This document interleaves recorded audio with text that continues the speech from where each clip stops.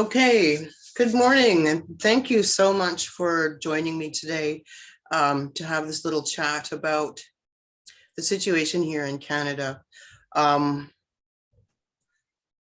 This morning, I've just wanted to use the opportunity to launch the collection of articles that I've published.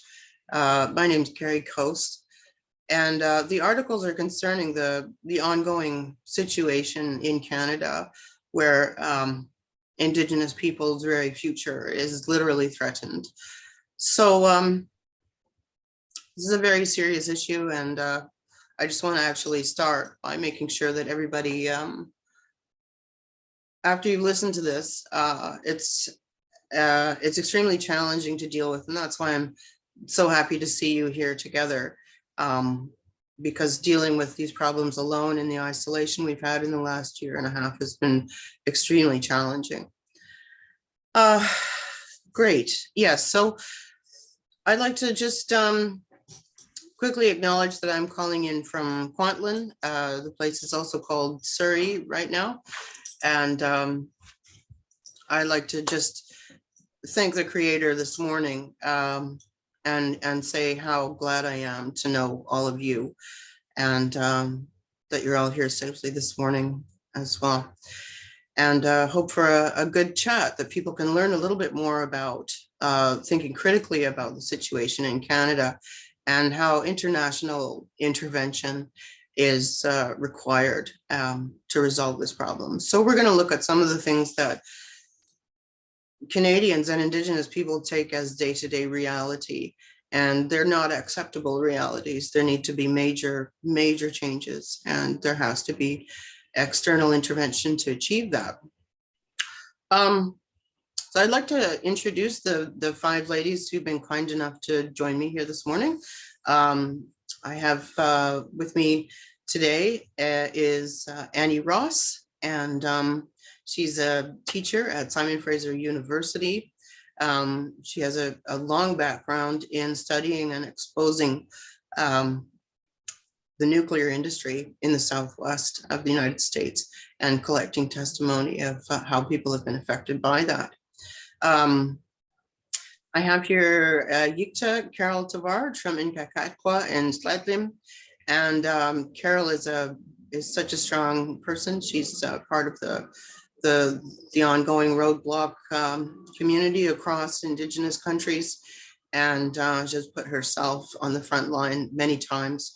And she's a medicine maker. And Carol's just going to share a little bit with us today about how she runs into the Royal Canadian Mounted Police when she goes about what she would like to do, which is collecting medicine from the land. Chief Marilyn Baptiste from Gunargie in Tsilhqot'in she has had a lifelong legacy as a defender of the land, and has put herself in between Prosperity Mine and Tsilhqot'in Bean, which is known as Fish Lake, and it's one of the bread baskets of the Tsilhqot'in people. So thank you very much for coming today, and we'll hear a little bit about what it means to constantly be on the defensive and having to actually live your life putting yourself between machines and your people's land. Also calling in is Lyn Crompton, and I'm just going to put up a photo of her so that you can see what she looks like. And Lyn was a lawyer, and she's lived in British Columbia all her life. And when she started out in law, she actually worked for George Manuel in the Union of BC Indian Chiefs. And George sent her to Europe to ahead of the Constitution Express to organize events to make that possible. And she did so. So that's quite the story. And since then, Lyn has defended in court roadblockers trying to get a fair trial for people. And she actually has written her thesis on the fact that a Lil'wat person can't get a fair trial in a Canadian court because the courts are biased. So I'm really looking forward to what you have to say, Lyn, and thank you very much for coming. And finally, Rosalin Sam from Lil'wat. She is a longtime roadblocker, defender, community leader. She was instrumental in setting up the Tsilhqot'in settlement between Lil'wat and the town of Lil'wat, right between northern and southern Tsilhqot'in. And she's been an advisor to the Tsilhqot'in Chiefs Council as well. And so much more. I wouldn't know where to stop, but I'll just leave it at that for the minute. So the purpose of this book that I've put out here, these articles that I've published, they were previously published between 2006 and 2020, and they cover sort of day-to-day life, like the issues that, like, and I'll just tell you a little bit from the introduction, which is that Canadians don't see a connection between child apprehension, police brutality, clear-cut logging, fish farming and destroying the salmon and overfishing them, denigrating media, constantly derisive media, which undermines Indigenous peoples, a huge rate of incarceration and criminalization of Indigenous people for all kinds of activities, the forcible removal of children and sticking them with other groups. And Canadians don't see a connection between all these issues. But for Indigenous peoples, all of these issues are linked by the single Canadian objective, which is that Canada does not want there to be Indigenous peoples who have the right to freely determine their own politics and their own political affiliations. They have the right to their lands and their natural resources. And Canada and Canadians have reached a point today where they're in control of all these decisions in Indigenous communities, on the land, on the waters, because they have employed every type of crime against humanity that exists against Indigenous peoples. And what I want everyone to really consider is that that situation carries on today. It carries on with forcible removal of children, Indigenous children, from their homes and families. It carries on in the language of governance. The Indian Act requires that people in an Indian band or First Nation conduct their business in English. And this is a huge blow to Indigenous communities. And all of these actions ultimately are genocidal, and the book will describe that. And the book looks at what should be simple situations, like the Vancouver airport with massive jade sculptures of a beautiful canoe, 20-foot tall cedar totem poles, thunderbirds hanging from the ceiling, a stream, beautiful, beautiful works of art. And yet at the same time, the thunderbird and the whales lands are poisoned and raised by Canadian industry with impunity, with no mercy. The people who carved those things would be thrown in jail if they went out on their own land to cut down one tree to make such a totem pole as that. And so maybe if you don't know what's going on, you can walk through the airport and say, oh, this is beautiful, isn't this wonderful? But what if you're an Indigenous person and you have seen your whole life long, all you've known is your people going to court and being targeted because of the fact that you are the owner of those things? So the articles are really just asking Canadians to look at things a little bit differently. And I've invited these wonderful people here, and thank you again so much for joining me, because I want you to hear it from people who live this. This is not just me. This is not about me and my book. This is about the situation in Canada. It needs to be resolved. And so I would like you to listen to what these women have to say. And we didn't decide who would like to go first, but would anyone like to volunteer just now to go first and talk a little bit about your situation?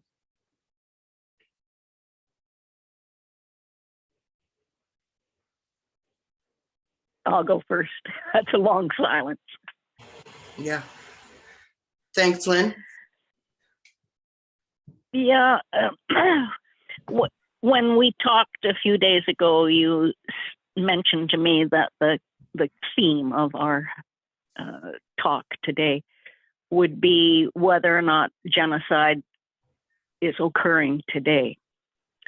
And my way of explaining how I see it is to go back to the definition of a nation.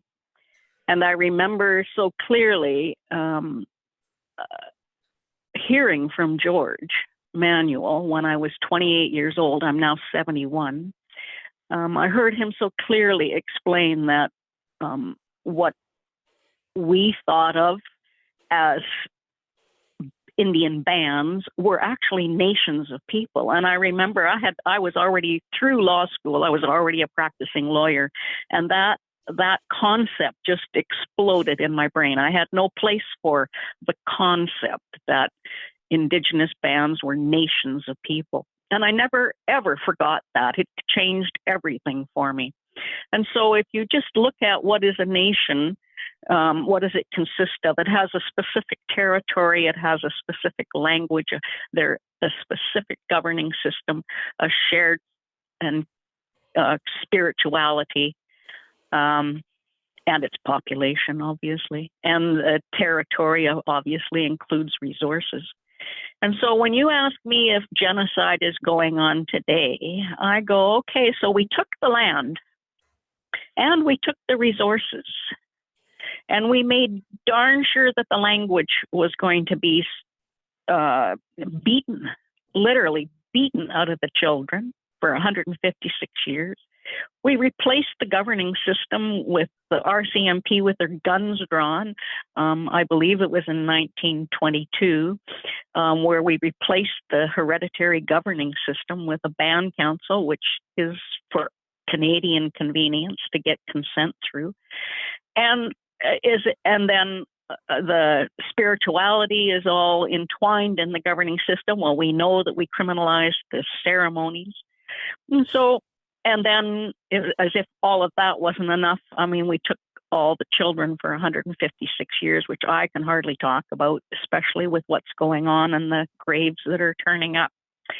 So I go, all right, those are the elements of a nation. We took every single element and we did everything in our power to destroy each of those elements of a nation. And I go, okay, so what has changed today? We still say Canada owns the land. We still say we're extracting all the resources. The language, the people are trying to put it back, but as you say, I mean, you go to a reserve, you hear English now. So almost like indigenous languages are almost their second language. We were so successful in our residential school, taking language out of the people. And I mean, I'd say their spirituality is the strongest thing that has survived because they're such a spiritual people. But I go, there is nothing that we've returned. We haven't returned territory, resources. We've never given back for taking all the resources. We are far from recognizing hereditary chiefs and their authority. They're the only ones who have authority over traditional unceded land. And look what we're doing in Wet'suwet'en right now. So we are as far from facing that we've committed genocide. The babies' graves should tell us that we committed genocide. But if I am ashamed to be Canadian, because until we wake up and face that our courts are not impartial, that the use of the RCMP is a crime against humanity of the highest order, then I'm ashamed to be Canadian. So I think that's what I have to say. And that's how far we are from facing that we committed genocide or doing anything about it. I think I've said enough. Well, thank you very much, Lyn. And that's coming from someone who has studied this issue all her life. And so if you know as much as Lyn does about the setup and the mechanisms in the Canadian legal institutions to prevent Indigenous people from accessing their own natural wealth, and you're ashamed and you could to be Canadian, then I think that's a good indication of where it's at when you're aware of what's going on. I wonder. Well, I quit law. I quit law over I couldn't be part of the colonial legal system. I just could no longer participate. I mean, to surrender to the jurisdiction of the colonial court is a disservice to Indigenous nationhood.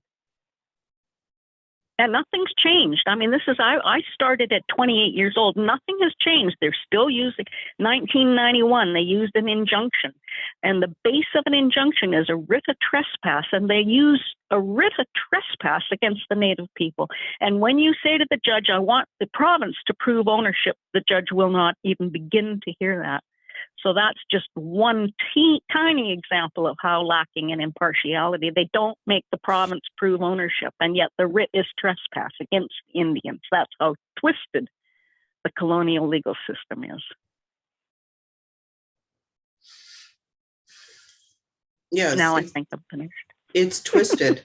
It is absolutely twisted. That's exactly the situation here, and we need to untwist it. My suggestion is that Canadians won't be able to do that because they are the party who I'm suggesting is guilty, and the Indigenous peoples are the other side of this equation. So there has to be somebody outside of Canada who can listen to this complaint and this problem. Canada can't do it. I wonder who might like to follow that. I will. In Cheshire, Chatting Squatchicha, and Quatquam can, Statlimach can. I was born and raised here in the Quatqua, and for most of my adolescent life, I didn't know who I was. We weren't taught the language. My dad is a survivor of the residential school, and we never learned our language, our culture, our traditions.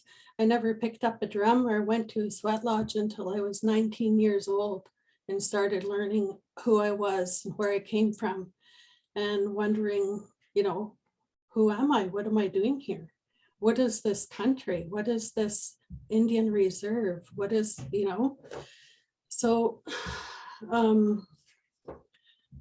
what Kerry was talking about were the conservation officers that were knocking on my door, asking me or telling me I'm under investigation for trafficking animal byproduct in my medicine because I put bear grease, like minimal amount of bear grease into my medicine. And I don't go and shoot the bears. People bring it to me, they gift me with this medicine to use because that's what I do. I make medicine and I gather traditional food from the land.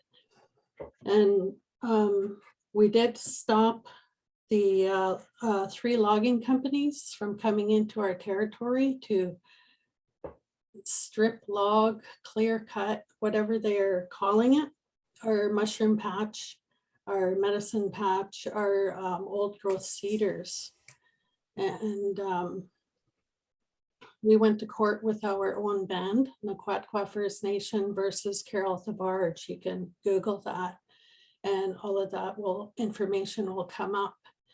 But we stopped our own logging company, CRB Logging, LeBlanc Logging, and Terry Ross Logging was trying to come in.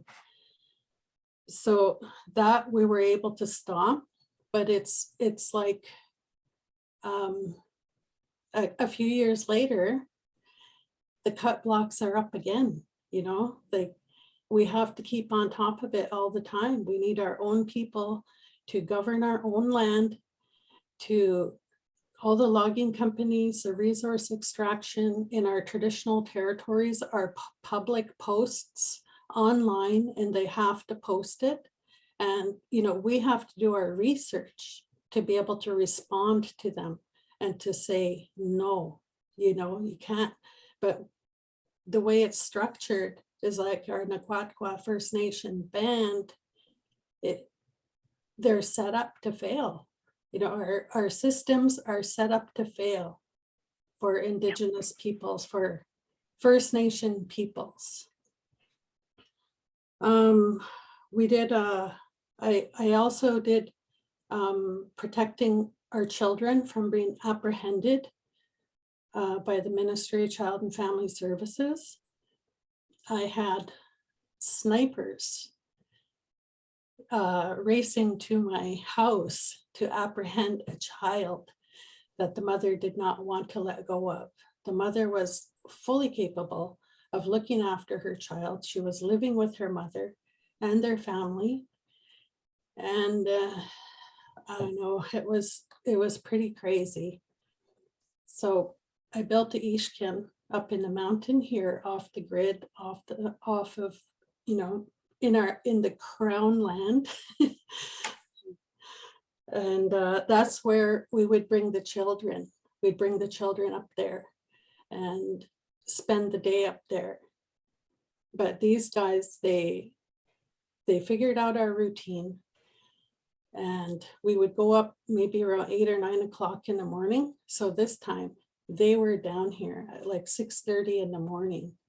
And I got a phone call saying they're coming. So we jumped in my truck and we loaded up the kids, and we were heading up to the Ishkin, and they were there to stop me right at my driveway. And these guys were armed snipers with guns on their back, in their arms, knocking on my truck window saying, "Give us that child, give us that child." So we had to surrender that little baby. She was 2 years old at the time. And I brought that to the United Nations along with James Louis' case file in 2007. And I made a plea with the Indigenous Women's Council there. And from there, Bev Jacob invited me down to Colombia to sit on an Indigenous Human Rights Tribunal panel in Colombia outside of Valledupar. So to go with her down there.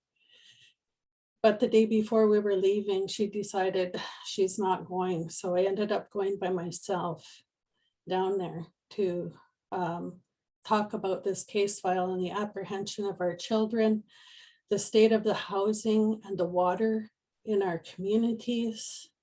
And I was floored by it all there, because the atrocities that happen in South America are like, I came to a place in my mind where I thought that what we are going through here is minimal compared to what they go through down there. And I listened to the last Indians that were found along the Amazon. They were at this panel and they talked in their own language, and they were pleading for the government to surrender them back to their own land so they can go back to the Amazon. And you know, that was that picture way back when the Indians in the Amazon were shooting arrows at the airplanes. They were there at this panel. And I didn't want to come home. I got down there and I didn't want to come home. I cried all the way home on the airplane. And by the time I got back to Canada, by the time I got back to Darcy, they had already grenade bombed the village that we were in.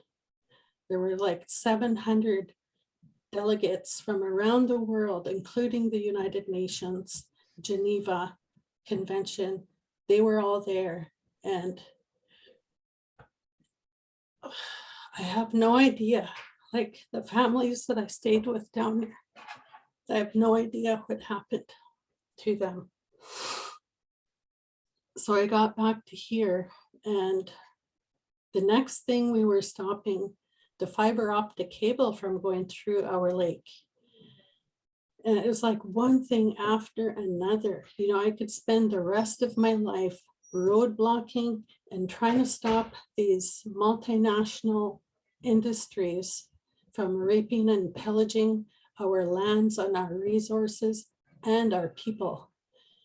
And it costed me personally, you know, my own cash I used, my dad, myself, my family contributing. I had to file bankruptcy by 2010 because, you know, our bands have their hands tied because they work for the government. They work for the government, so they have their hands tied, and it's up to the grassroots people to stand up to start facing these atrocities and taking that blinder off and looking at it for what it is: genocide, ethnocide. You know, it's not going to stop. And everything that is happening right now, the COVID virus, you know, who are the first ones to get the vaccine? Indigenous people, you know? It's crazy. Well, so since the COVID virus happened, I'm like stuck here in Darcy. Well, I'm not stuck here, but you know, where I usually do my work from. So I'm grounded here and I can't go out to really do my work and sell my product. And I don't want to go online and launch it online because it's just a person to person thing that I do. You know, I don't like to, I don't want to put it out there on the larger scale, because it's, if we stick to grassroots and we keep it simple, and that's all I can do, you know. So I've resorted back to working for my band part-time. I'm a holistic health practitioner by trade, and I have my own studio in my house. I do massage, energy healing, and I make my products for a living, and I'm working part-time here in Darcy. So my hands go up to you, Kerry, for the work that you do and the books that you continue to write to expose this to Canada, to the people, and to the world.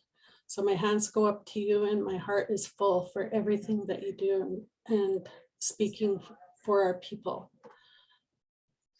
Cook's Gem. All my relations.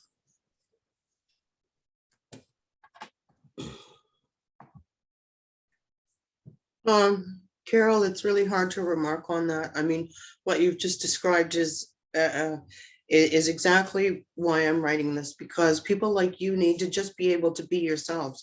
Why can't you just be yourself and live where you live? What a beautiful people. I know where you live. I know so many of your family and friends there, and you folks changed my life. I don't know who I would think. I don't know how I would choose how to be a human being without having met you wonderful people. And it's just it is literally unbearable, the what people are put through. Like you said, you could be roadblocking for the rest of your life. Well, what, you shouldn't have to, and that is my objective in writing about this. I don't want you to have to roadblock for the rest of your life. I want you and your niece and your family's children to be able to live together the way you choose, the way you want to. There you are on your own lands, and Yeah. And thank you so much for that, for everything that you said. I think that Canadians don't even realize that. You know, when I went to promote this, it's called, the book is called The Picture of Intent, Canadian Attempts to Destroy Indigenous Peoples. Facebook wouldn't let me promote that. And so what blows my mind is that this is still actually considered a controversial subject in 2021. People think there's some controversy over the statement that Canada is still trying to destroy Indigenous peoples. So thank you very much for telling the people exactly how it is. You're welcome. Another thing was like for me, for myself, is finding my own soul sovereignty and, teaching my people, teaching my community and passing on the traditional knowledge I have. And that's all I can do. My two children are language immersion teachers now, and they're like 35 and 29 years old, and they're teaching the language immersion classes and our Nklachman, our way of life in the classroom in a private Uchameo school. So that's all I can do now, is just to pass on the knowledge and carry on the best we can until we have some form of I don't know, like a avenue to take in order for us to be who we are, not a number. Yeah. Thank you, Kerry.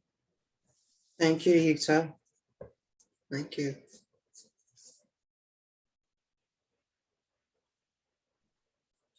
Hi, Kerry.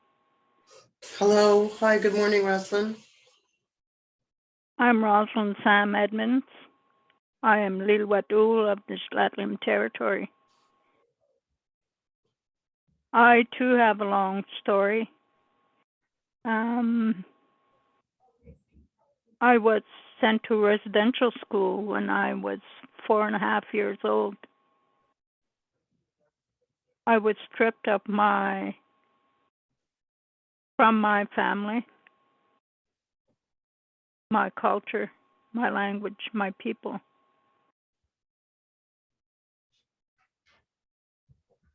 And then by the time I was 9, getting sent back home here because my dad had remarried, and I was allowed to come back. Actually abused. I was already physically abused. I was abused to the hilt, starved. I was 9 years old and I was still a child, and I had to fend for myself in the mountains. The Tsilhqot'in people taught me how to eat berries, cactus, leaves, to take the starvation feeling out of my stomach. I got home, I lived with my grandparents for a while, because things were not stable in our household. We didn't know each other. We didn't know how to love each other. We didn't know how to live together as a family. It was very difficult. Then I was sent to foster home, just a 60 scoop.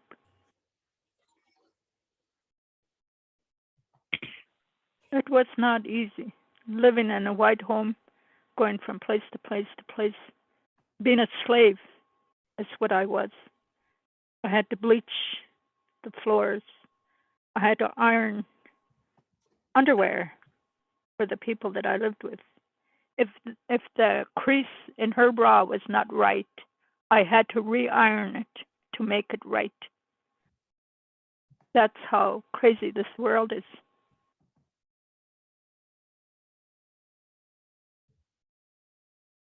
When I tried to tell my story, I was beaten. I went to the priest because I thought maybe I should tell the priest what happened to me in the residential school. I went over there, and then what he told me was I had to go to the Indian agent.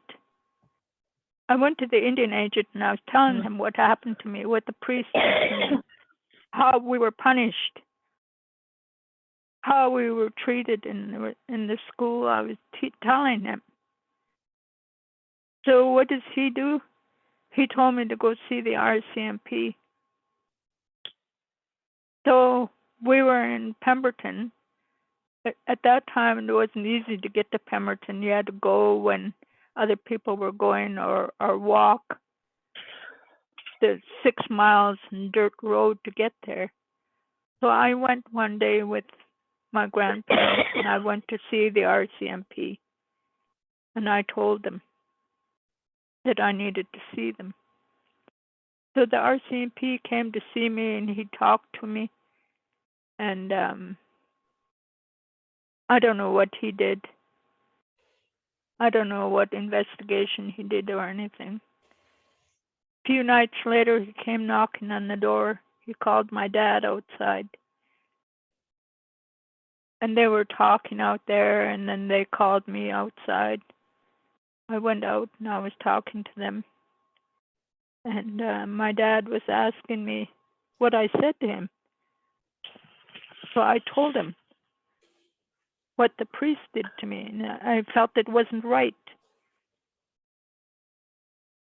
So the RCMP said that he couldn't do anything. When we went back inside, my dad was so angry. He was so angry with me. He beat the shit out of me. And by the time I was 13, I was so friggin' hurt from all this shit that went on in our lives. I was an alcoholic. I drank for 20 years. Didn't matter what it was. I didn't care what I did.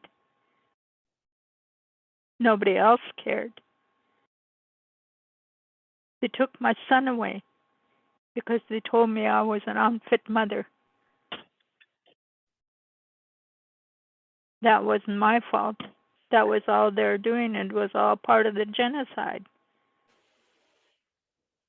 All the genocide of the land they stole, our culture, our language, our families, our way of life. They took it all. Then they take our children. Still trying to break us. But I was such a good alcoholic, it kept me strong. Kept my belief strong as that I was Lil'wat. You're not going to take that away from me. I'm Lil'wat. My grandfather taught me to be Lil'wat, how to believe in the land, how to believe in the fish, how to believe in the berries. Nobody was going to take that away from me. And that's what made me strong in the roadblocks. And that's what made me strong in whatever I fought for. That's what made me strong when I was saving lives of other men and people from whatever was happening to them. If I truly believed in what they were doing,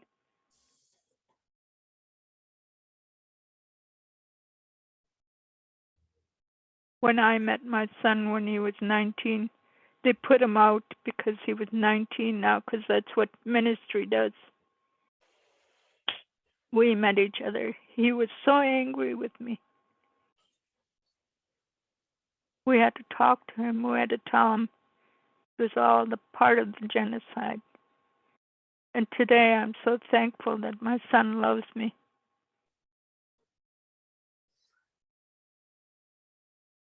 I'm teaching him to love the land like my grandparents taught me. I'm teaching my grandchildren to love the land like my grandparents taught me. I am a messenger for the community because that's what my great-grandfather taught me. The people need to know what's going on, and you don't need to ask permission to tell the truth. When you tell the truth, nobody can question you because it's coming from your heart, and nobody can change that. And that's how I was for Lil'wat. That's how I was, how I am today for the Tsilhqot'in territory. And that's what I did when I put my foot in the door to save Tsilhqot'in. I said, I'm putting my foot down and I'm not turning back. Tsilhqot'in with my life. Took 20 years for the government to tear up the certificate, to tear up Nancy Green's certificate to build in our territory.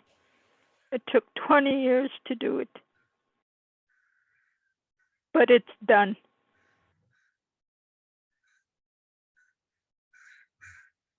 Look at how many years they've been raping our lands. Hundreds of years. 20 years is nothing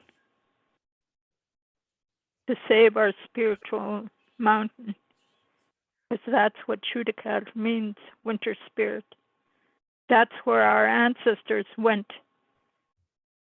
to seek guidance through fasting, praying, being alone for months. Anywhere from 2 days to 2 years, they would be up in a mountain without any contact with anyone. That's what Tsilhqot'in is. That's why Hubie is able to stay up there alone. That's what's making him strong, is the winter spirit.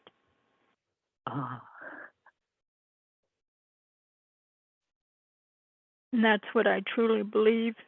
I feel the power every time I go up there. I get so homesick for it. When we're up there doing ceremony or whatever, you just feel it. You can call the wind if you need it. You can taste the water. You can smell the leaves and the plants. You can hear the birds. It's just so beautiful. And that's what all of Tsilhqot'in is. It can be. But our people are so brainwashed into thinking they have to work for the almighty dollar. They have to tear down our trees. They have to sell our water to survive. They don't need to do that. A person can survive on this land with very little. They can. We've done it in the past. For many, many years, our people survived. We didn't have welfare. We grew our gardens. We went hunting. We went fishing. And we only took what we needed. People can do that today. And their family life was planned. The girls were taught. The boys were taught. But the fucking residential school ruined it all. All the genocide to break us apart.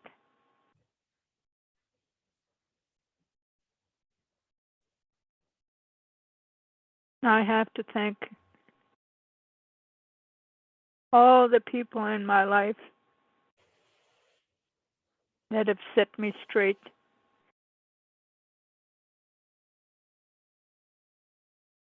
Thank my ancestors every day. I thank the Creator for getting me this far in my life. Because if I truly kept drinking like I did, I wouldn't be here telling you this story today.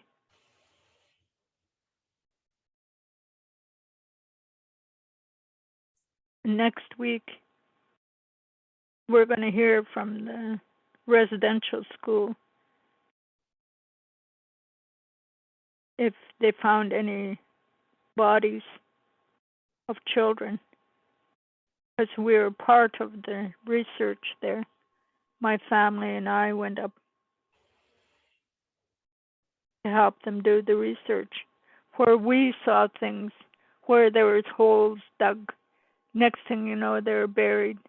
And where my brother saw someone digging a grave and something was put in and buried. You know, we had to point all these things out, and it was so painful. And I thank those 215 children for showing themselves, because what that did, it's made our storytelling the truth. Even though we've been telling it for hundreds of years, what's happening in those residential schools, when those 215 children were found, finally everybody was listening. Finally everybody heard what we were talking about.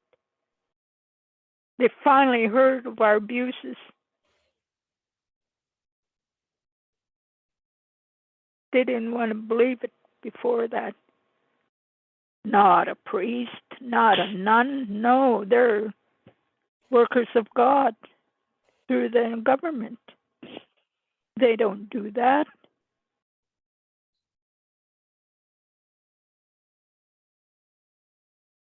But they didn't understand that they're human beings. They're breakable.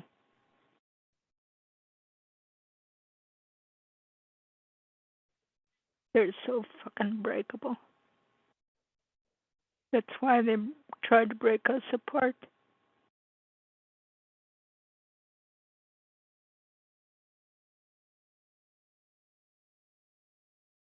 I used to hurt every freaking day for my family.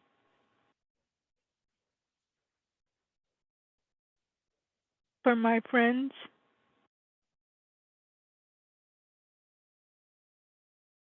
All the things that we went through. All the beatings we got during roadblocks.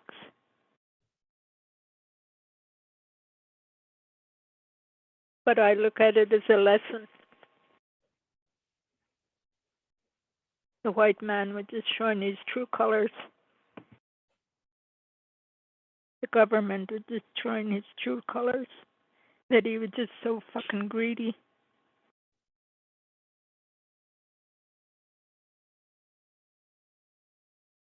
And it was exposed that how greedy they are. The more they got, the more they wanted. The fatter the wallet, the more they wanted.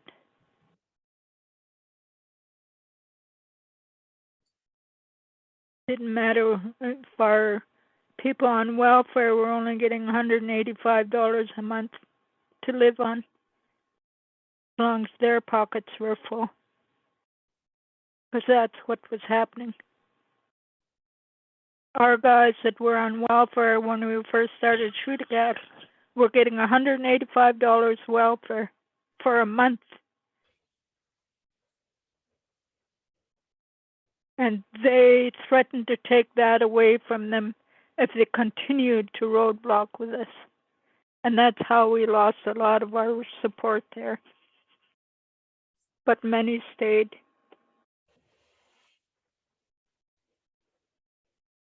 I worked my ass off fundraising for Tsilhqot'in to feed them, just so they would stay there. Because it was in my heart and my soul to save Tsilhqot'in.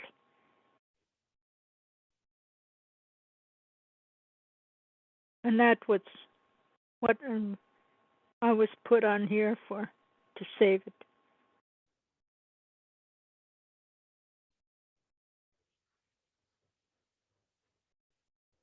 So now I just sit back and tell my story as it is, as it happened. My body gets tired. My mind gets tired. My body aches.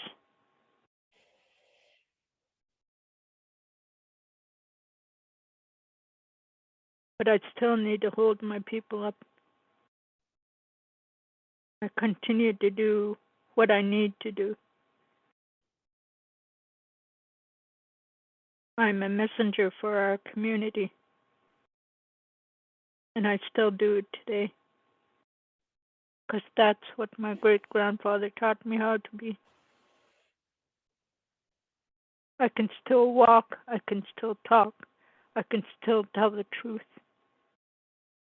So I continue my job here in Lil'wat as a messenger.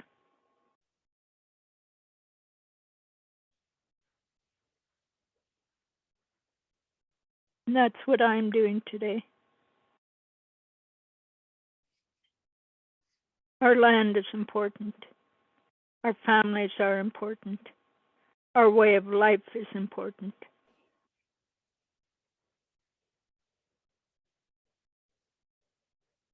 Under a way of life, it's our animals, our fish, our berries, our water, our air, comes all under that.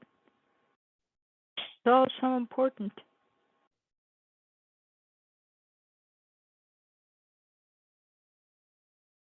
It's important for our existence today. And that's what I have to share today. Thank you for listening.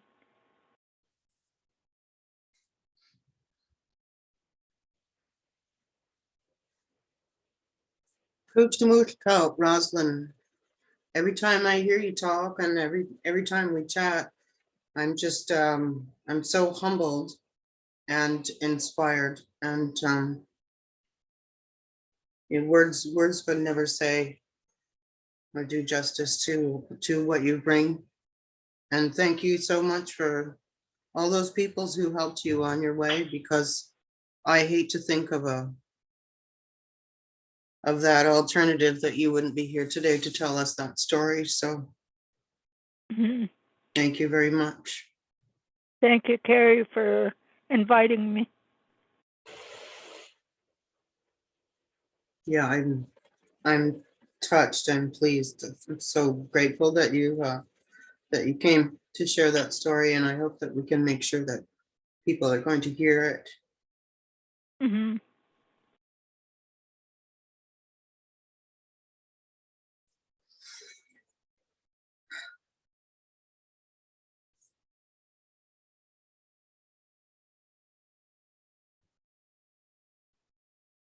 And this is the situation. I believe that Canadian denial is a very serious and probably the most serious problem. What has happened here is basically unspeakable, and that's our challenge, and that's what we're rising to here, is to actually speak the unspeakable. It has to be said. Nobody wants to be held accountable, that's why. Yeah. And Canada is not going to hold itself accountable. So, No. you know, when people talk about an Indian residential school settlement and some compensation that was given to survivors individually,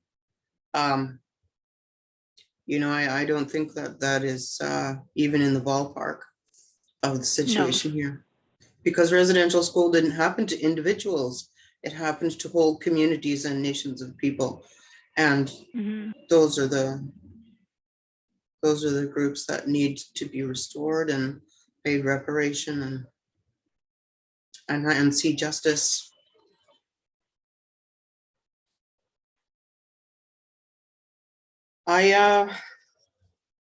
Marilyn or Annie, would you like to pick up where Rosalin has left us there, as that, you know, she's described that this is her life now, this is her work, is that she needs to represent the situation and hold that torch, and that's what she does, and that's what each of you here do.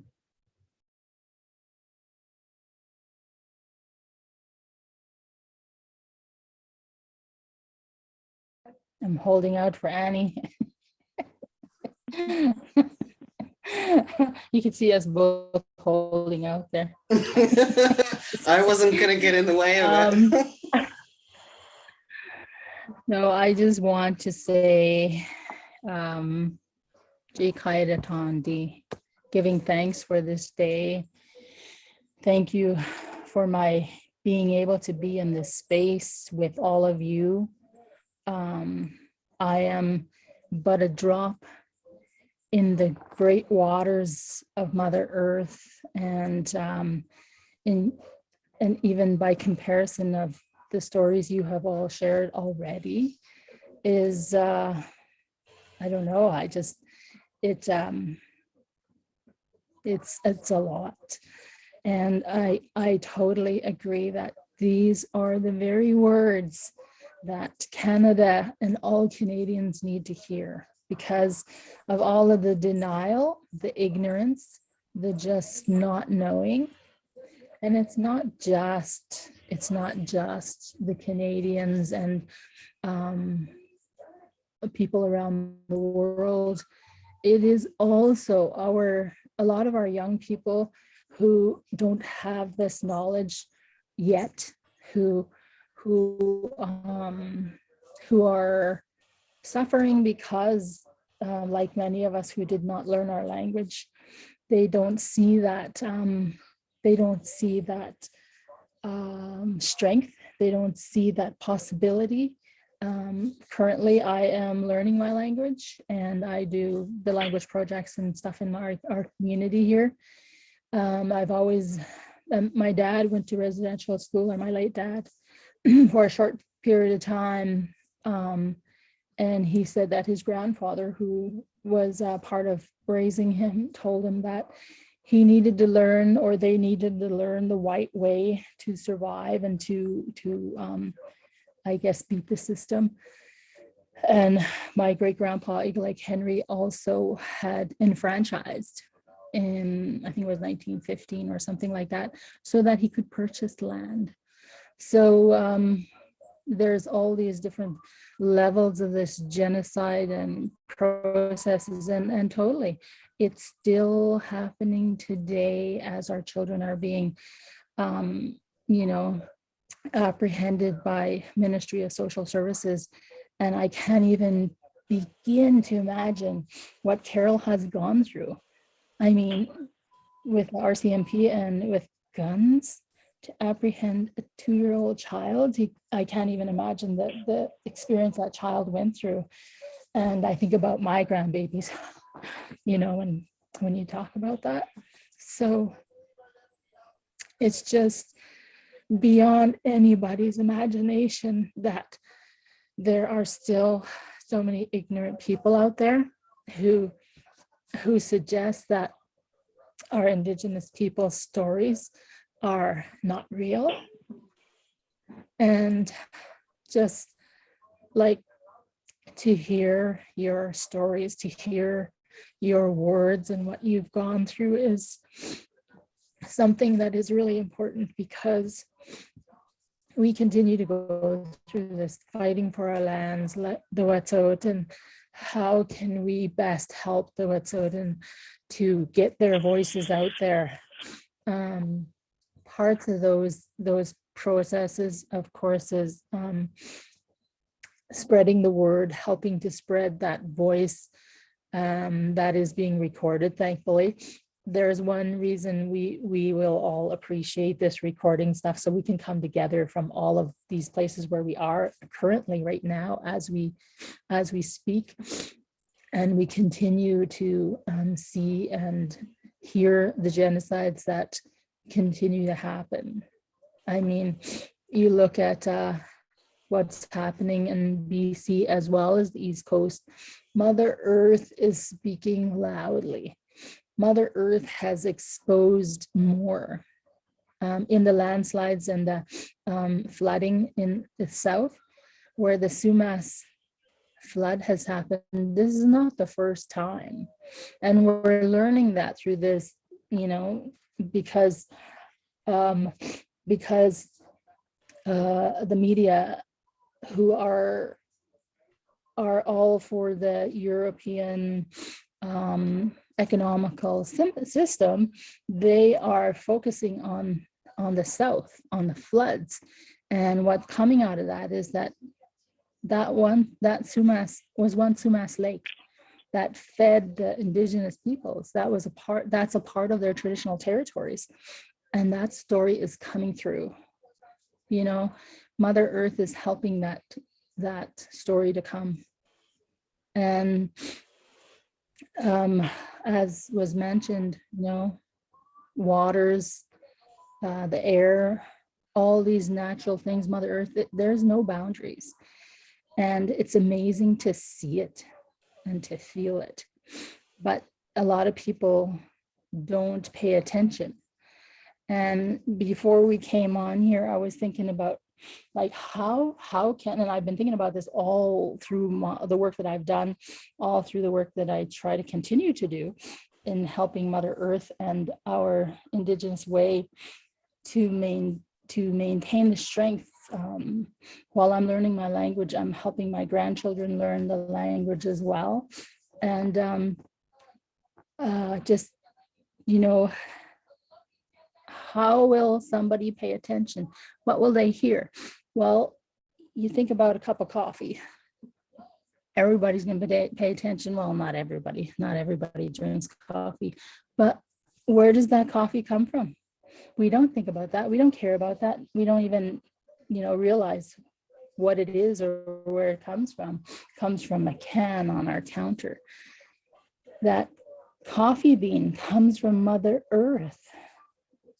And to make that coffee, the good cup of coffee that it is, comes from the water from Mother Earth. And Mother Earth is a part of us. We are made up of what, 70% of water, and so is Mother Earth, more than that. You know, all these things are connected. And I was participating in a session this morning with Dr. Kalila Rodriguez with the University of Toronto. Amazing. Yeah, it's the seeds of, I can't remember what it's called, but it's a series where decolonizing and speaking about exactly this and bringing that awareness of the genocide and the colonialism. And one of the messages that was quite clear there for me is that when we are not doing and we are not speaking up, as these beautiful people here were just speaking about, when we are silent, then we are lending to that colonialism. And that's a different way of looking at that, you know, even that cup of coffee. We don't respect that water that has brought us our coffee. We don't have a very good cup of coffee.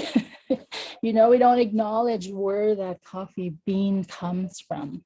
It comes from Mother Earth. It comes from Indigenous people's lands around the world. And I mean,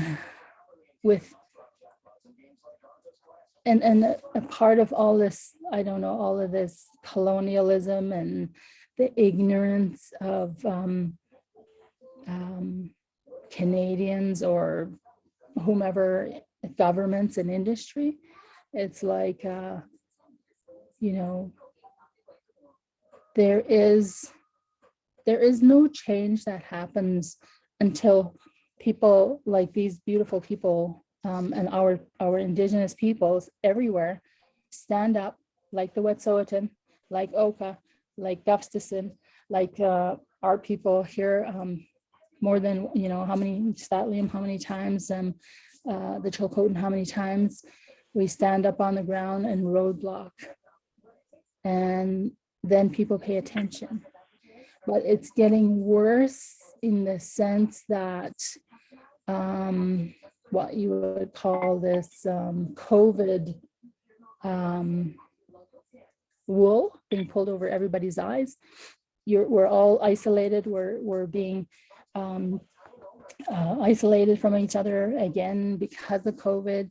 So then the governments are creating more legislation to help themselves and companies to continue their work, as Wet'suwet'en are experiencing.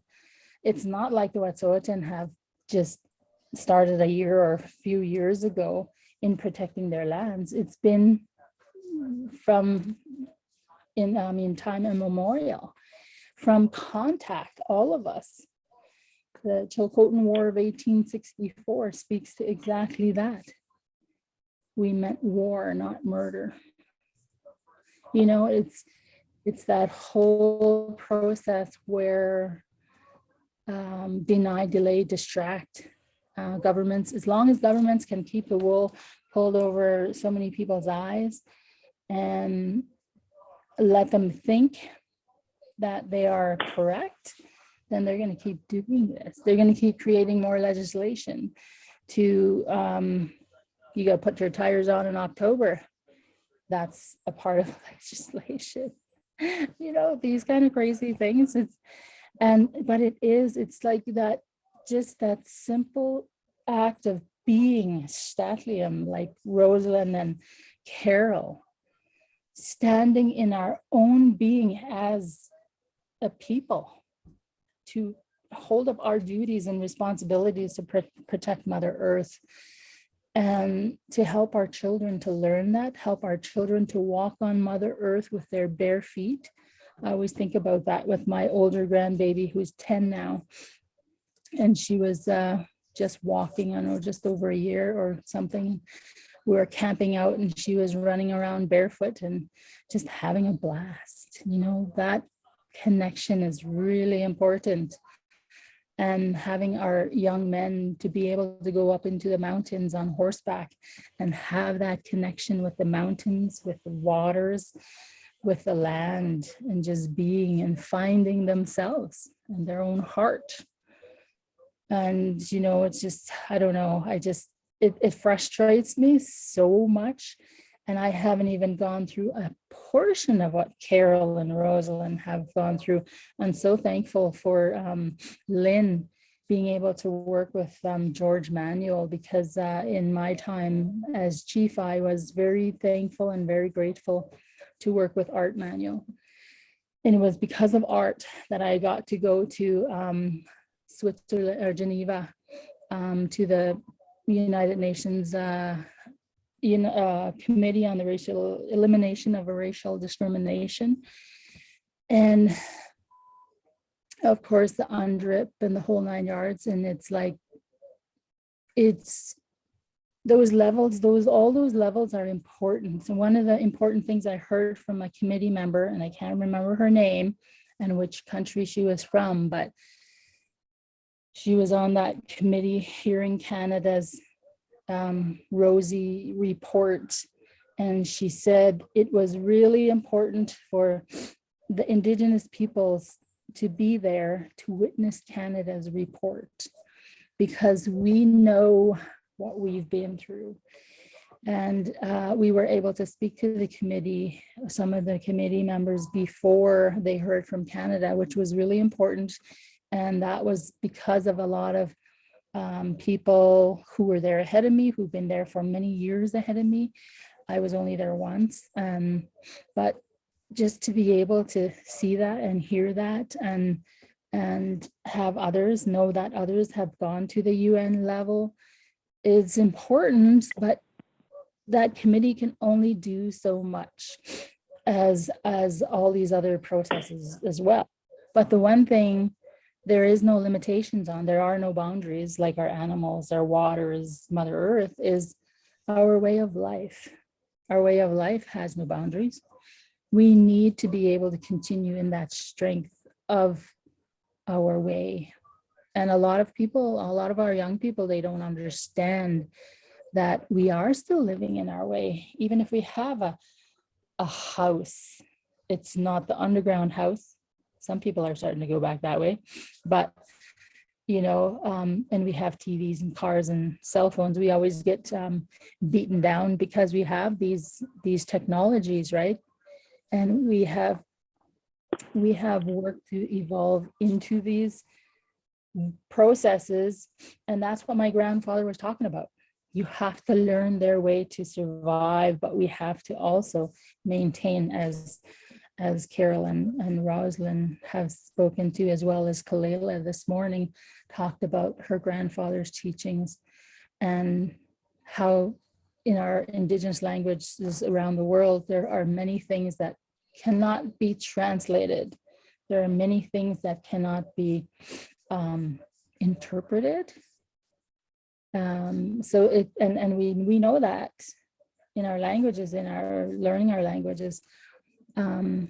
but many times it's just not comprehensible.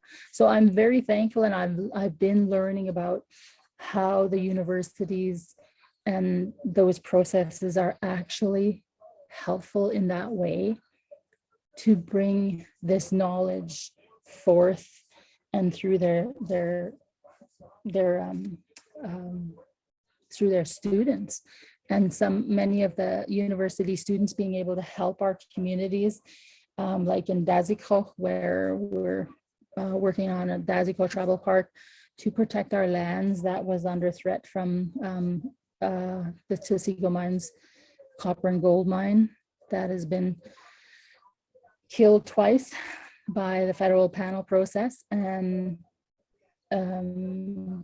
but the government's still out there, you know, companies are still out there, all these tenures are still out there in our lands, throughout Turtle Island, through a government system that is fraud.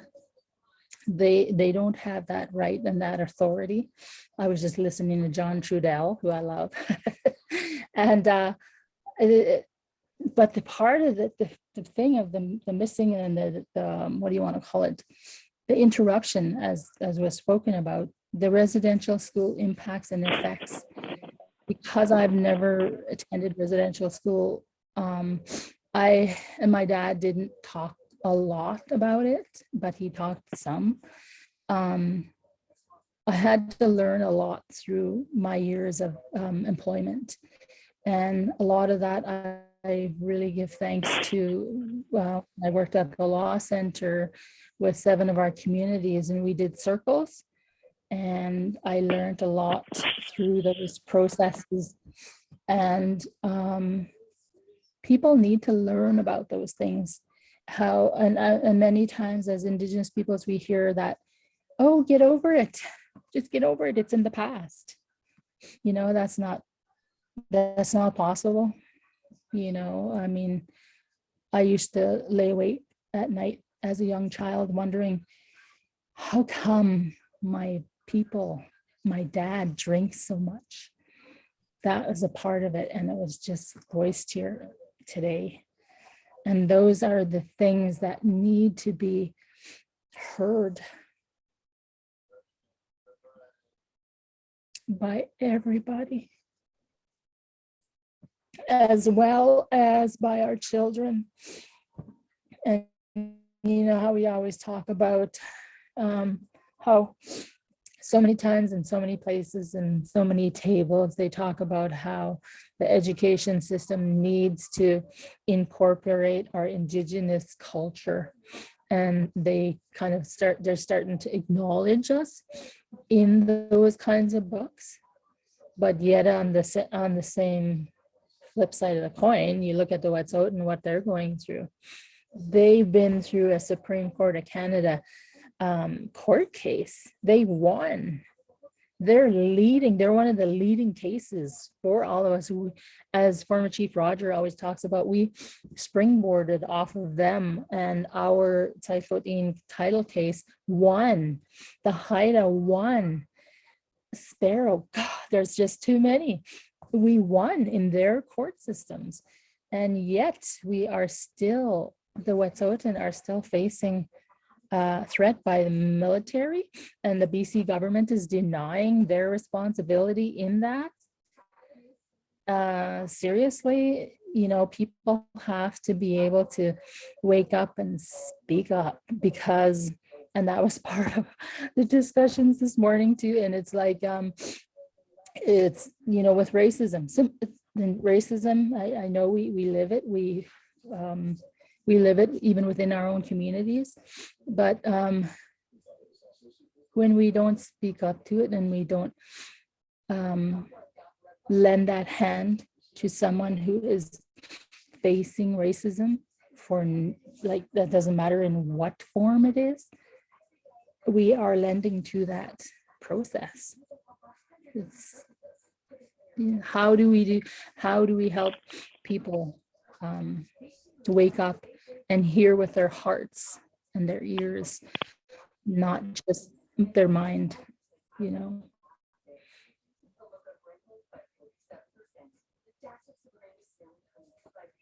I thank you.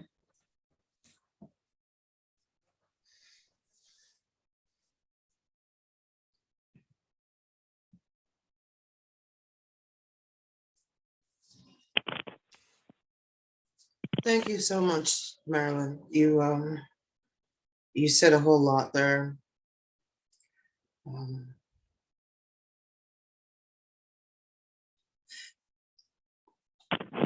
People need to hear with their hearts and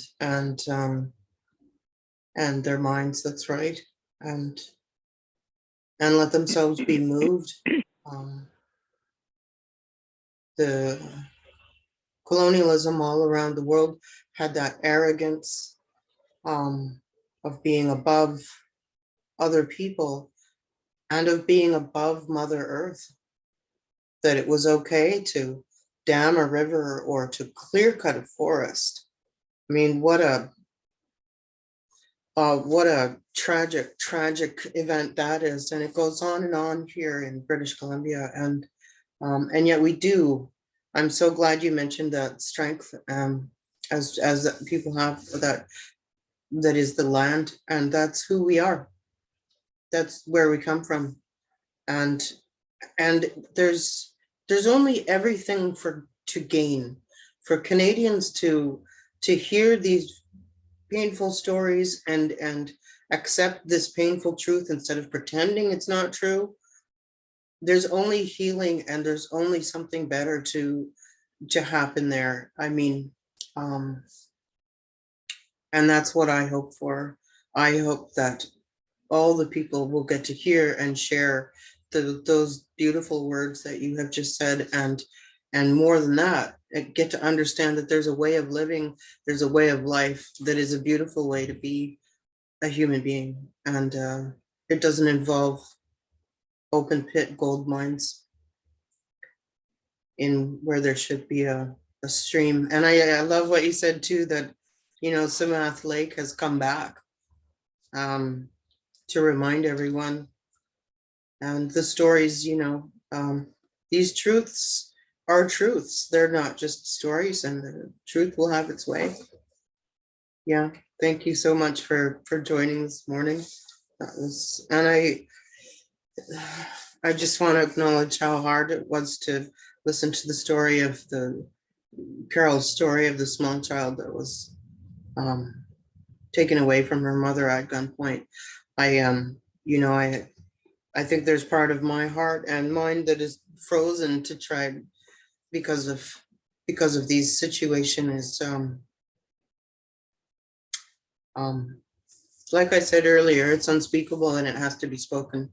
It has to be spoken to. Yeah.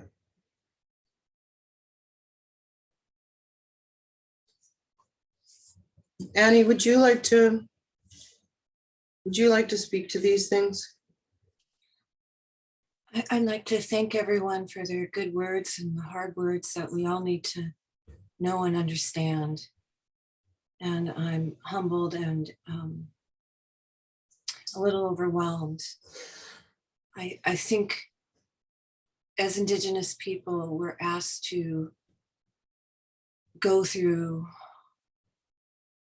the trauma of history, to tell our story, and to break down the collective ignorance of the mainstream population in regards to the genocide that is the experiment that's Canada. I just am reflecting on what people had said, and I thank you so much, each and every one of you. I'm thinking of the failure of English to adequately describe what's really happening in the world and in our context of Canada. English doesn't take the time or express clearly the story of the Canadian state or the story of what we're calling neoliberalism, the rush for the last of every living thing, the destruction of everything wild, sacred, and good, and Indigenous. Because I teach at a university, I am very enmeshed in that. I'll call it a fight because that's what it's been. My main criticism is the blind allegiance of many in the university to this model of destruction called economic development, and that they train shamelessly future leaders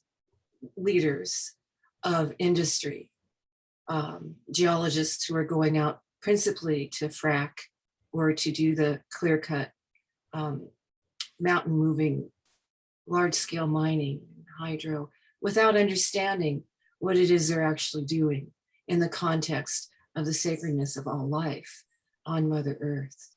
And not even speaking to our individual and collective responsibilities to this beautiful planet. And we each depend upon completely to have a home. So I object to the training of regime collaborators. That's a special kind of ignorance in a university. I object to a population that's kept ignorant by design to know what's truly happening. We have the example of the Tsilhqot'in now, yes, we have the Lil'wat, we have the example of around the world of these acts of ruin against indigenous places and peoples and all living beings, including the land and the water, which is our responsibility to understand and to deal with and to act accordingly, according to our social contract and our ability to live. I do not accept militarized police worldwide, and especially against indigenous people worldwide and in Canada, happening right now. The heavily armed men taking babies.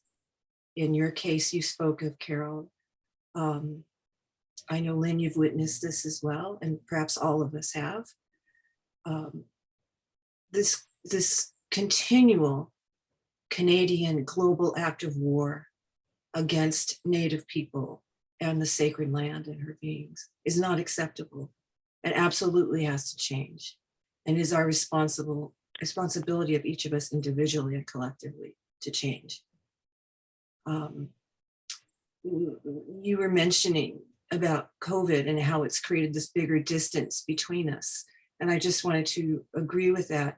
And it's something that's been going on, but now this is the latest manifestation of that, which is the wealthiest have become even more distanced from the rest of the world, in that the trillions of dollars of wealth that has gone to the wealthiest at these times, and the small businesses, the mom and pop places, the family places that have suffered, and rural communities who just need to survive and live, have been more marginalized, while this model of excessive, obscene, perverse wealth is growing even larger under this current situation.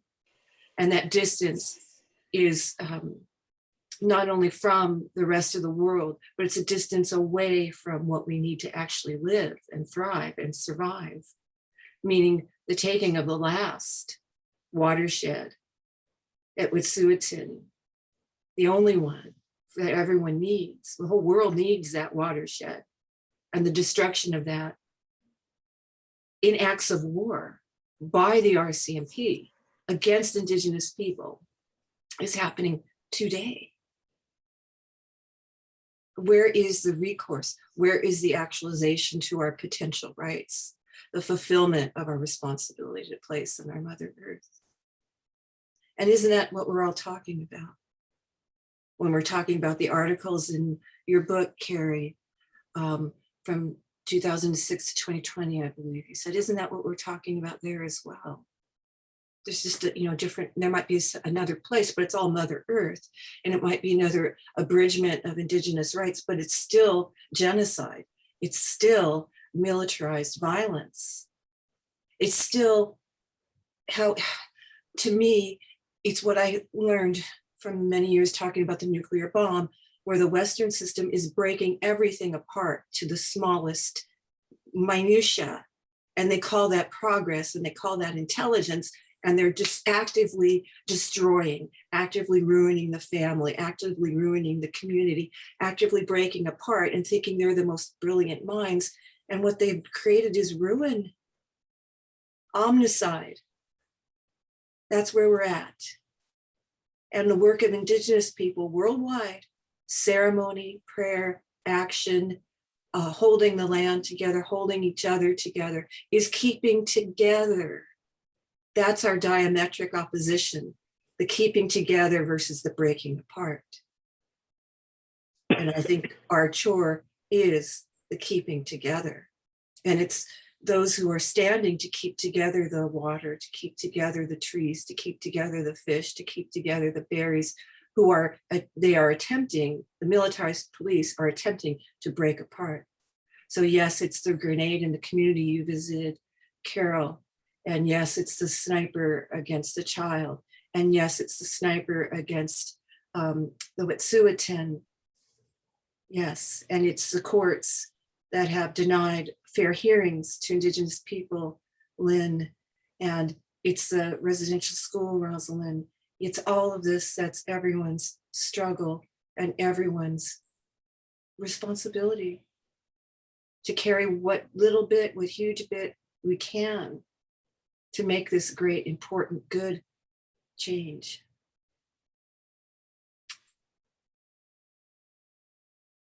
And I just hope and pray that we're all able to do this in our own important way. And that comes from the dream space, it comes from the vision space, it starts there and manifests and becomes real in our beautiful sacred world. And I thank each and every one of you for doing all you can to see this vision of peace and justice come true. Thank you.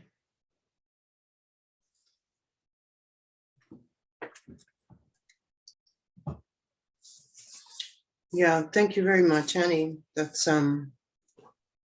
really brilliant. Just what Rosalin was saying, it's the attempt to break us up. She kept saying the attempt to break us up. And it's just like that in breaking down even the atom, even the smallest thing. But this is where we're at, and people are going to, Canadians are going to have to stand up. They're going to have to call for help internationally to stop the breaking up of the peoples and to stop the breaking them apart from Mother Earth. I think that one of the great things that you've all shown here today is how many lifetimes, how many Indigenous lifetimes does it take to protect the land against the arrogance and the destruction of the colonizer? I hope that we can find a day where Indigenous people don't have to constantly be in this defensive position. Why can't you all get to be yourselves where you live, doing what you do and being one with the land? And that doesn't mean not having cell phones or being on Zoom. Indigenous peoples can choose just what to do. And that, in fact, is yet another little aspect. Canada freezes Aboriginal rights in 1846. There's the right to development, the right to access a person's own land and wealth, the right to a nationality, the right to control education, the intergenerational transmission of knowledge from parents to children. These are the things that Canada is perpetually trying to interrupt.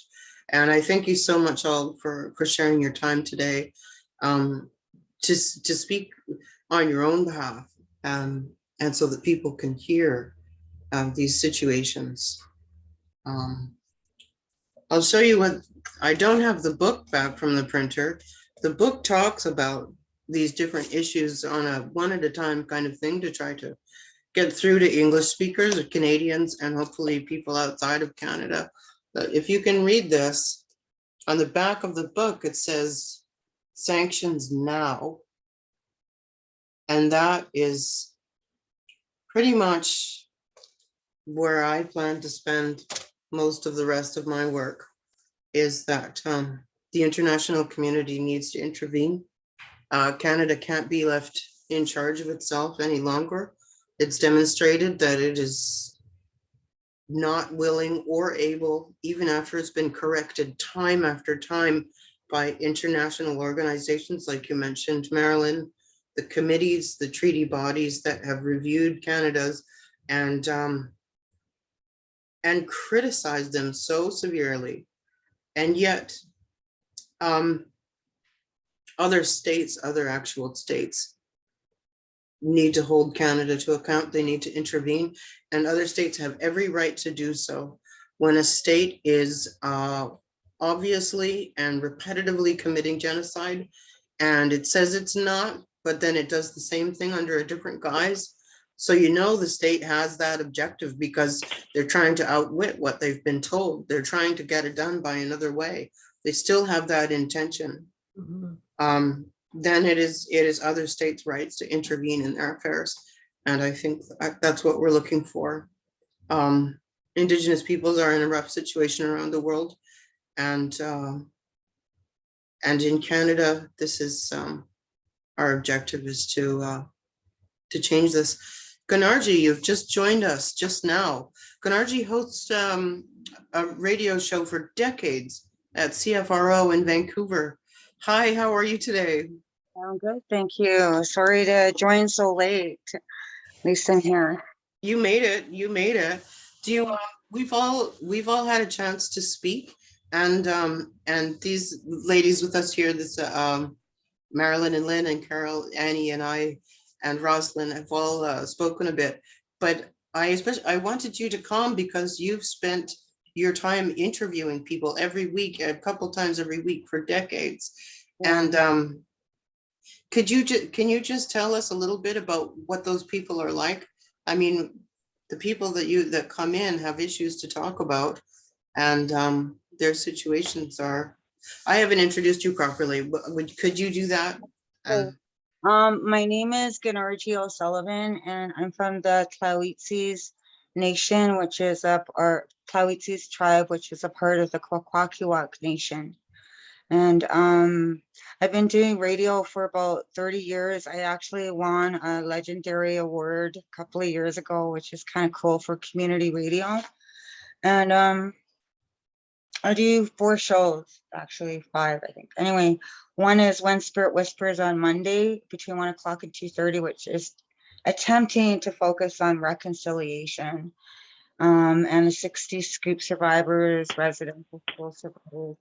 That show, you know, it's a difficult show to process on a weekly basis because, you know, people are talking about their trauma and their struggle as survivors. We talk about the missing and murdered women, and we try to connect the loss of land to the loss of our children. We know that we've lost our children, and we ourselves were lost to the system so that government could continue to extract and develop on our lands, right?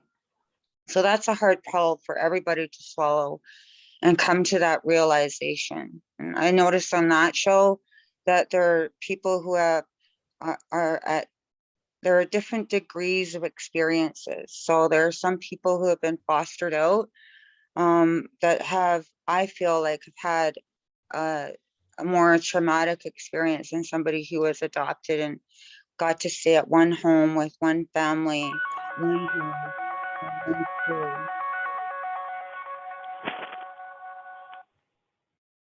Hello. Were you able to hear me? Speaking. Oh, hi, Gunargie. Yeah, we could hear you totally well. We could see you and hear you. Did you just get a phone call or? It looked like the phone was ringing. Oh, okay. So there I am. There you are. Okay. So yeah, there are people who have different degrees of experience, right? As survivors, if they've survived foster home, they've gone to several foster homes. Sometimes I've heard of people. I kind of had trouble at the beginning, but I'm fine now. I had support here. Yes. Hello. Oh, hi, Gunargie. I think it's Rosalin's phone is going off there. Okay. Good. Yes. Yeah, and so that show can Yes, be a little please. bit emotional, and I find myself Okay. to listen a lot to people's trauma, and sometimes I'm listening to them as they're discovering it, as they're realizing it themselves, right?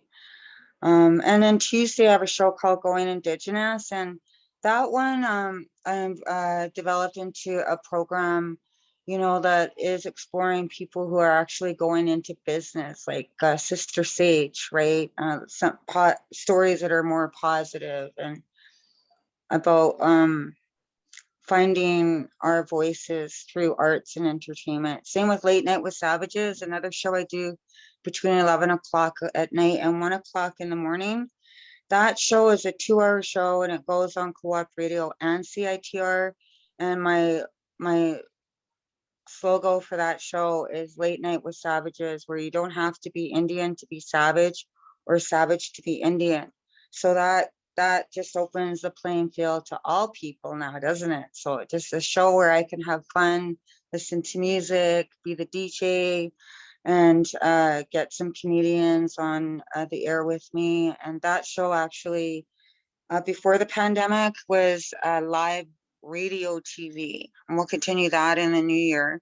We want to get funding for that show, especially because it's 2 hours, it's at night. I need 3 cameramen and a soundman, and then we hook it up to both CITR and Co-op Radio, and we go live on TV, like YouTube TV. And Thursday is more of a news show. So yeah, I got worn out over the pandemic, let me tell you that, emotionally, physically, mentally, and spiritually, especially after we found the 215 plus. I went down with Tamara Bell, and I helped to set up that vigil at the Vancouver Art Gallery. And we would sit there and watch the shoes. I had to stop going because it was just too emotionally draining for me. I find that even though I don't know the 215 plus, that my blood knows, right? That many of them are most likely related to me. They haven't even yet to inspect the St. Michael's residential grounds, which is where I went to school. My mom went to school there. I had a brother that went there that I never met. So for all I know, he could be one of those buried in that Alert Bay mass graves, you know? So I found that really disturbing, and the pressure was becoming, you know, a little too much, right? Because I guess we're not getting the reaction we thought we would be getting. The apologies, there's been no compensation.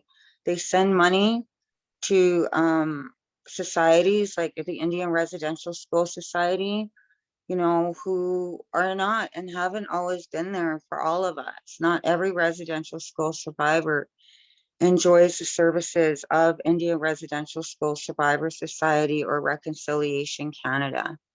And so that I feel is problematic. And then we have the residential school, these residential school settlements that happen, remember, where people were given up to, everybody was given from 150,000 to 250 grand for going to residential school, depending on how many years they went there and what their experiences were. Meanwhile, there was up to 500 grand made available for each applicant, and only 2 applicants out of thousands and thousands across Canada only got 250 grand. And then they proposed the 60 scoop settlement, which involves those who had parents that went to residential school and then they were fostered out or adopted out. And we were only proposed up to $50,000. And people have only, and that agreement was drawn up about 6 or 7 years ago. And only the people who applied have only gotten $20,000 and are waiting for an additional $5,000. They're only going to be getting $25,000 for their experiences as adopted and both those who have been fostered out multiple times with multiple families, multiple brothers and sisters, multiple beds, multiple schools and friends.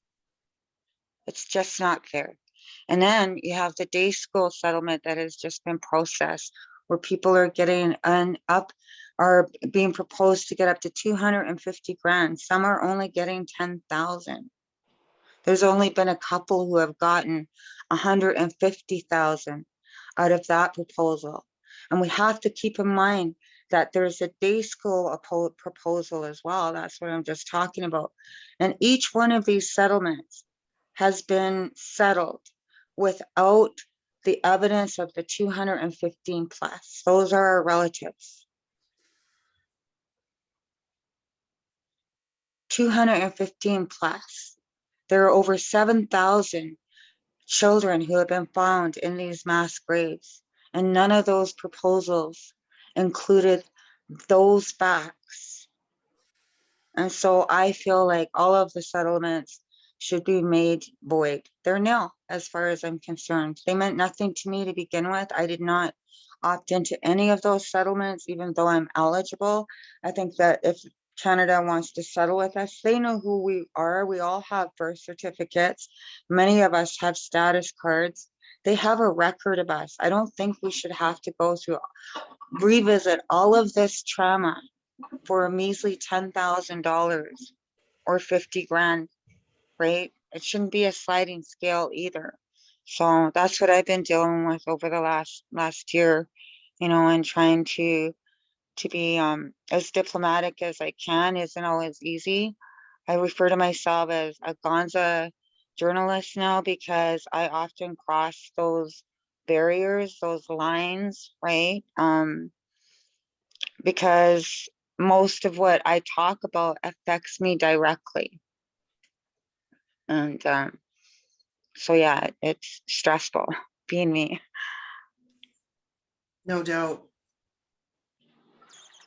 That's what you just said there has really tied together what we've been talking about this morning. And I'm sorry you got held up, but you'll be able to hear the whole thing again, and I hope you'll want it on your radio show. I've made an audio recording for you. Okay. Yeah. Yeah. And that's, you know, each person was talking about these and their live issues. You have 5 radio shows all that go on every week talking about the kinds of things that our guests here have been talking about this morning. And so you just really made the point. And all these people that are dealing with the ongoing situation is a situation of genocidal colonization, and I think that's what we're dealing with. That's what we need to really properly name it and address it, and have someone outside of Canada to deal with this problem. We act as if Canada is going to solve the problem it's created by cutting a check or having a truth commission. That's not possible. Canada can't solve the problem that it's party to. And I think you know, I want to thank all. Solve the problem unless they follow the recommendations that are made out of these inquiries, like the missing and murdered women inquiry that went on for 8 months. The Opal, they came up with, I don't know, 194 recommendations to help keep us safer, and none of those have been applied, and neither has the United Nations Declaration. That hasn't been applied. Only had, and if it has, it's been the government's bastardized version of the United Nations Declaration, watered down so that it only protects them and fails to protect us once again.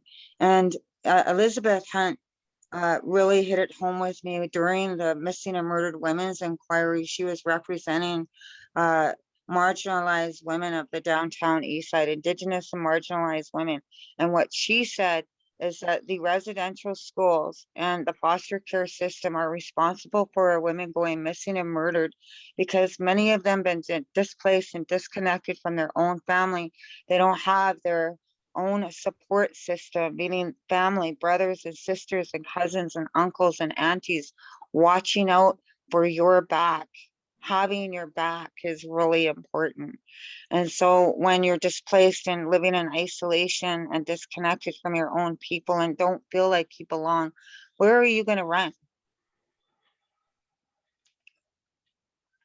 Right? So it's totally genocidal attempt on our people and on so many levels.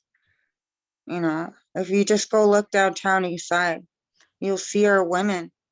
They're younger than me. I'm 56 years old. Okay. And these people are in their 20s and 30s, they're children crawling around on the ground, bent over from using meth, unable to speak clearly. They let right? That's no way to live. And that's what our government does. They got 5 insight and injection sites in the downtown east side. 5 of them. Okay, where people can go in, shoot themselves full of heroin, cocaine, you name it, their choice of drug, and they can inhale it, but they can only stay in those buildings for 20 minutes to do their shot. And that's why you see so many of them out on the street, because they're kicked out after they do their shot and they're laying on the ground. We got 5 of those places where people can go use, and then they end up on the street lying down, bent right over, ODing, passed out, swinging their arms around and around out in the cold. Why is it that we don't have a healing center? We have the government of Canada saying that 80% of us do not live on the reserve. Therefore, we are not qualified Indians to self-govern and to be self-determined. If that isn't a setup, I don't know what is. Right? So that is why it's so important for each and every one of us to rally for ceremonial structures, not just for the Tsleil-Waututh, the Burrard, and the Capilano. Yeah, I recognize this is their territory, but I'm sure that they would recognize and welcome ceremonial houses from the Kwakwaka'wak Nation so that we can then begin to restructure our own ceremonial ways, become the qualified Indians that the government needs so that we can self-govern ourselves. And our ceremonial homes are a big part of our governing structures. That's where it all happens, you know, from the feast, the songs, the dances. It tells us who we are. The more songs, the more dances we dance, the more status we have within our big house, the more say we have in our big house. And so that's what I think needs to happen in order for Canada to reconcile with Indigenous people.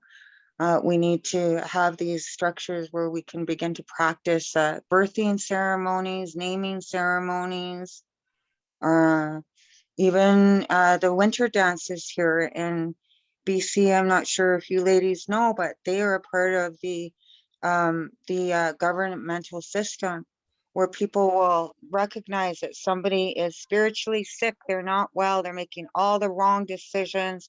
The family will contract the people in their big houses or their long houses to go, and it's called kidnapping. Go take that kid over there and bring them into the house, and they're taken into isolation for 4 months. And their heads are covered. They're not allowed to talk to anybody but their babysitter. And that babysitter speaks for them, feeds them, gives them water. They drink soup and drink water, and they cleanse their soul for 4 months, and they don't talk to anybody. And then in those 4 months, they find their song, they find their dance, and they never, ever go back to the old ways of themselves. Their lives are forever changed, because if it isn't, they get sick again. So every year they practice their ceremony, they practice their songs and their dances, and they represent.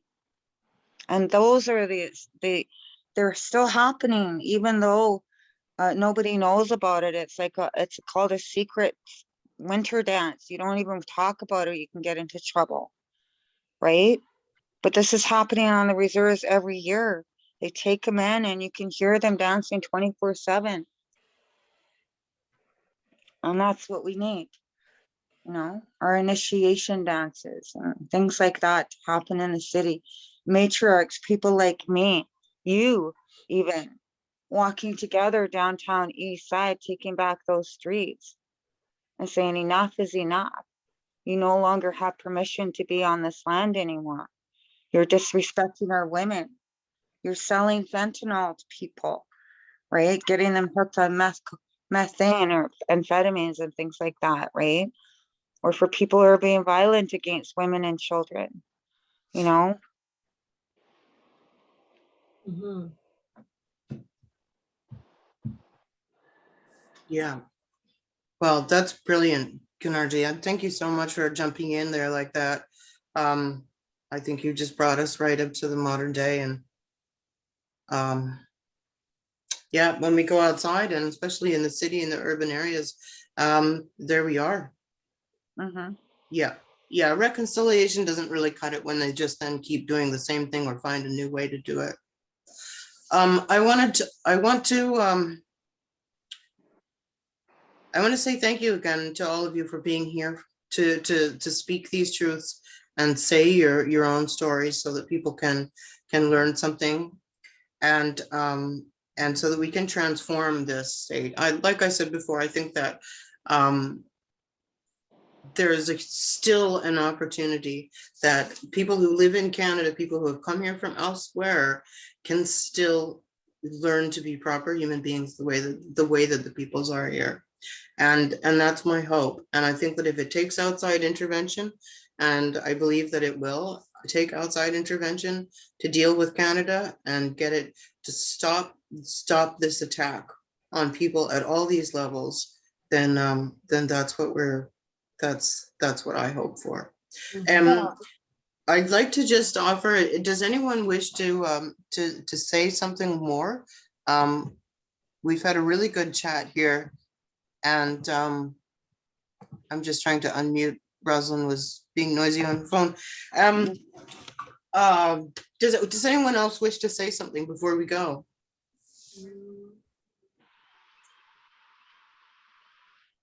Okay. Yeah, that was a long and serious story. So I just want to thank you all so much for being here and participating. And I just wish you safety and good luck, and a beautiful day on the land. And yeah, and in acknowledgement of our ancestors, that hopefully we can get something right here shortly, through education and through love, and by people like me. Non-native people need to change what they're doing, and we've got to take steps, and it's not enough just for me to write about it or write an article about it. There's much more to do, and I hope to convince people that they should prioritize that. Mhm. So And I just want to say thank you all, and by continuing to do what you're doing and continue to share your stories is the minimal that we can do, right? We know that, but and thinking about that bigger vision as was spoken, think about that vision where we can be back and we can have that reconciliation with ourselves, to our lands, for all of our people around the world. And when we think of that, when we keep thinking of that, we are going to bring that together. We're going to bring that movement together, like AIM, like Oka, like Wet'suwet'en, you know, that those and like Mother Earth, she's speaking as we talked about, when we can hear her voice. And someone, a healer, told me, a non-First Nations friend healer told me one time, because I was in such a worrying state, wondering how do we help Mother Earth heal from the Mount Poly mining dam breach. And he said, when you heal yourself, that's a part of helping Mother Earth to heal. So when we continue to share our voices, we continue to do our healing and continue to practice our way within our territories, like gathering the medicines. I'm trying to do more of that and trying to use those medicines and share with my family across the province where they may be and how, if I can get the medicines to them. But just doing those things is that much more strength. Like each breath we take is that much more strength. So thank you very much for including me in your discussions, and I'm really happy to hear about your radio, Gunargie. I've been fighting for our radio, and we had our Tsilhqot'in radio started through the nation level, but I don't know where it's at. I don't hear it anymore in my community, so I'll have to find out where it's at. And I would love to connect our radio to yours if it was possible. It is, yeah. In fact, Is like, you- well, you think about it, like I said, I have Monday show. The Tuesday show I've given to somebody in Alert Bay. So all it takes is a mixer. Let me show you my mixer, okay? See how small that is?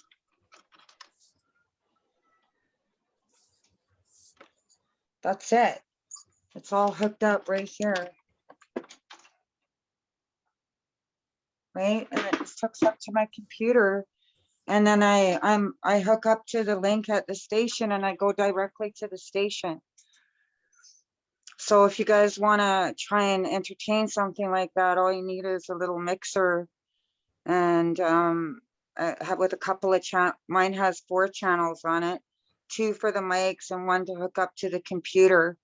Right, so I can get sound and stuff like this. For instance, today I'll play a segment of this on my radio show from 5 o'clock till 6. But yeah, it's definitely doable to go and get all the, if somebody's got it together, we can hook you guys up on, you can have one of my shows, so then I won't have to do it.